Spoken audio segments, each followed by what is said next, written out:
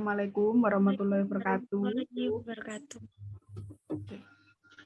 Selamat pagi kepada Bapak Nur Cahyadi, selaku dosen pengampu dan juga teman-teman sekalian. Kami dari kelompok 2 akan mempresentasikan hasil tugas kami, yaitu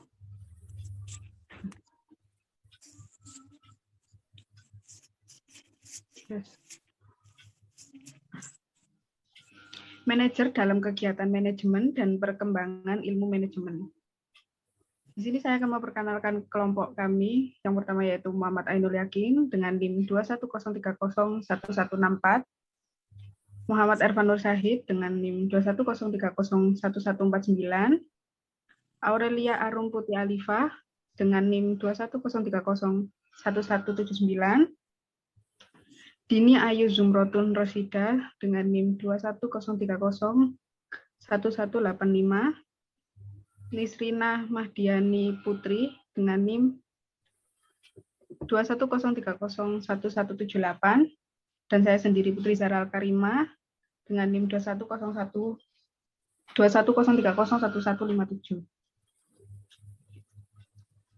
Materi pertama yaitu manajer sebagai pelaksana manajemen yang akan dibawakan oleh Aurel. Aurel dipersilakan untuk membawa materinya. Manajer sebagai pelaksana manajemen. Peran manajer dalam organisasi.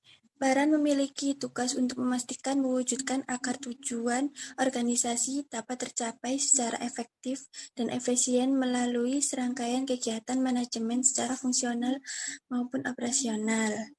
Keahlian-keahlian manajemen. 1. Keahlian teknis. 2. Keahlian berkomunikasi dan berinteraksi dengan masyarakat. 3. Keahlian konseptual. 4. Keahlian dalam manajemen global. Tanggung jawab sosial manajer. Tanggung jawab sosial berarti bahwa manajemen mempertimbangkan dampak sosial dan ekonomi di dalam pembuatan keputusannya dan memiliki etika yang berkenaan dengan pendapat tentang benar dan salah, lebih khusus dengan kewajiban moral seseorang pada masyarakat. Materi kedua adalah manajemen sebagai seni dan sains.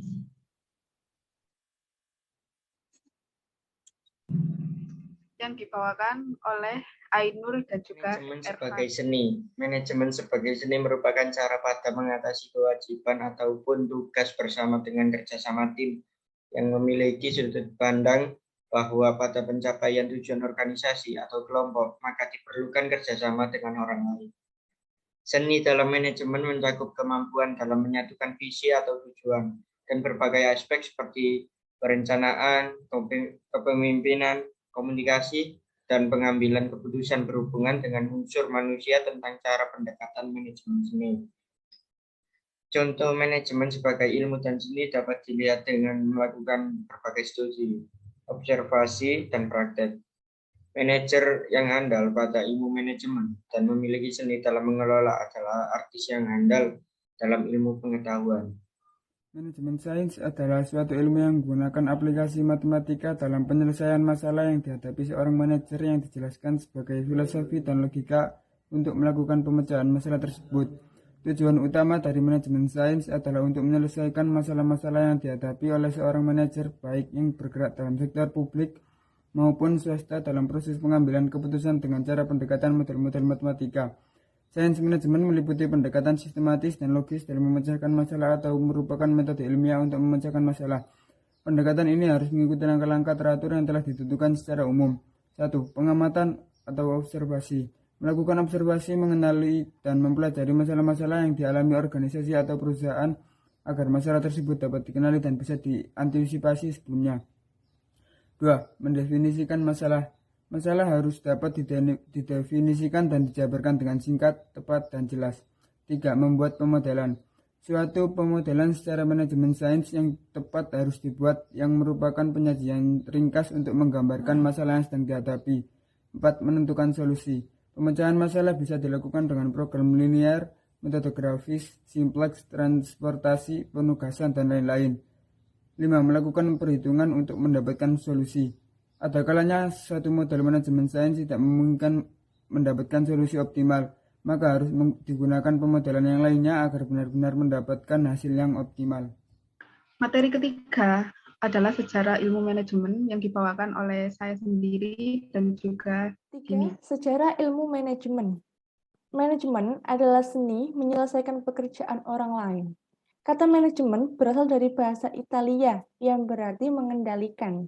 Definisi Mary Baker Follet ini berarti bahwa seorang manajer bertugas mengatur dan mengarahkan orang lain untuk mencapai tujuan organisasi.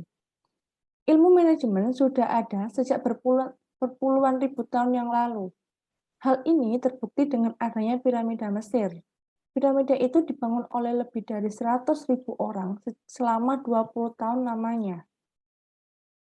Pembangunan piramida tersebut tak mungkin terlaksana tanpa adanya seseorang yang merencanakannya, mengorganisasikan, dan menggerakkan para pekerja, serta mengontrol pembangunannya. Peristiwa pertama tahun 1776 saat Adam Smith memunculkan doktrin ekonomi klasik. Dalam buku yang ia terbitkan, mengemukakan tentang keunggulan ekonomis yang akan didapat oleh organisasi atas pembagian kerja. Adam Smith berkesimpulan bahwa suatu pembagian kerja bisa meningkatkan tingkat produktivitas dengan menghemat waktu, meningkatkan keterampilan para pekerja, menciptakan mesin serta penemuan yang lainnya, hingga menghemat tenaga kerja. Contohnya, dengan mengambil industri jarum jahit, Adam Smith mengklaim bahwa 10 orang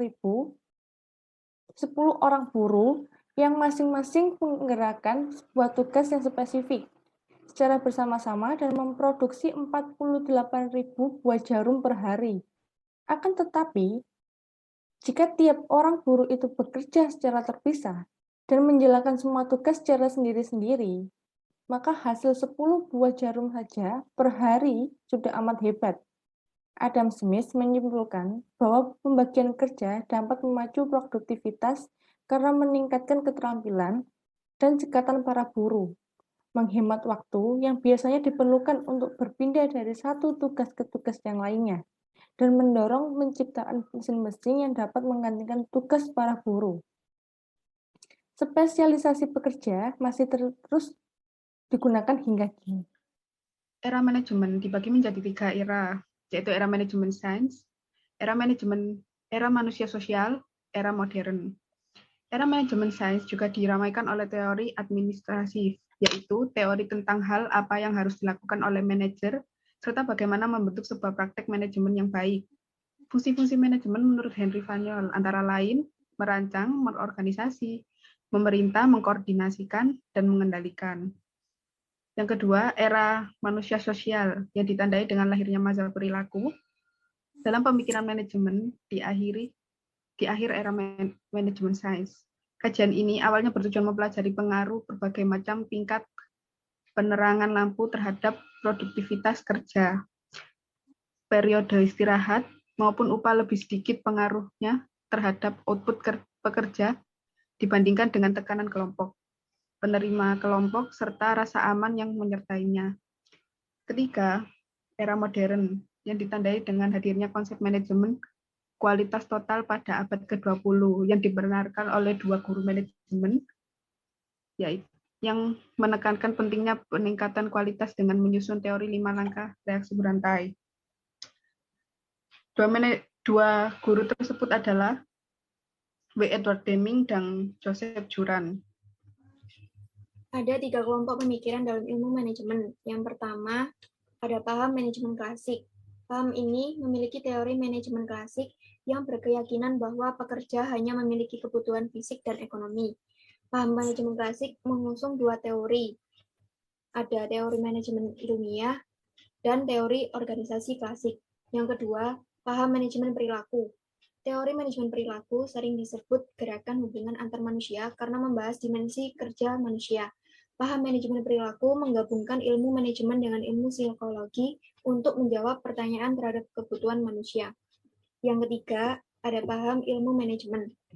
Paham ilmu manajemen dalam teorinya melakukan pendekatan kontemporer untuk manajemen yang berfokus pada penggunaan teknik kuantitatif yang ketat untuk membantu manajer memanfaatkan sumber daya organisasi.